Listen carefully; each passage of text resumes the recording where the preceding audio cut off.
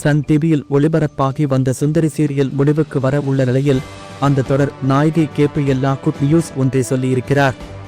Sun டிவியில் ஒளிபரப்பான சுந்தரி சீரியலில் ஹீரோயினாக நடித்து பட்டிதொட்டி எங்கும் ஃபேமஸ் ஆனவர் கேப்ரியல்லா செல்லஸ்.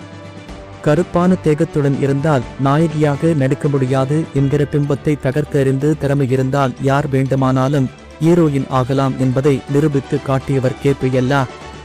சன் டிவி மூலம் ஃபேமஸ் ஆனாலும் இவர் தன் பயணத்தை தொடங்கியது விஜய் டிவி மூலம்தான்.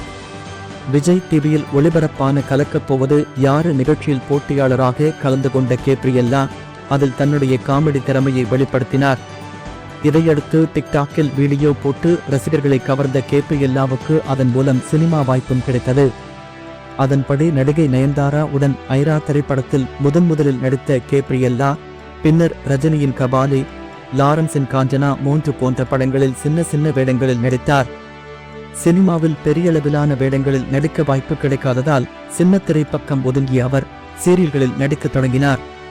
அதன்படி சன் டிவியில் கடந்த 2021ஆம் ஆண்டு தொடங்கப்பட்ட சுந்தரி சீரியலில் கேப்ரியல்லாவின் நடிப்புக்கு பாராட்டுக்கள் கிடைத்ததோடு அந்த சீரியல் மக்களின் மனம் கவர்ந்த சீரியலாகவும் மாறி டிஆர்பி ரேட்டிங்கில் சக்கைப்போடு போட்டது.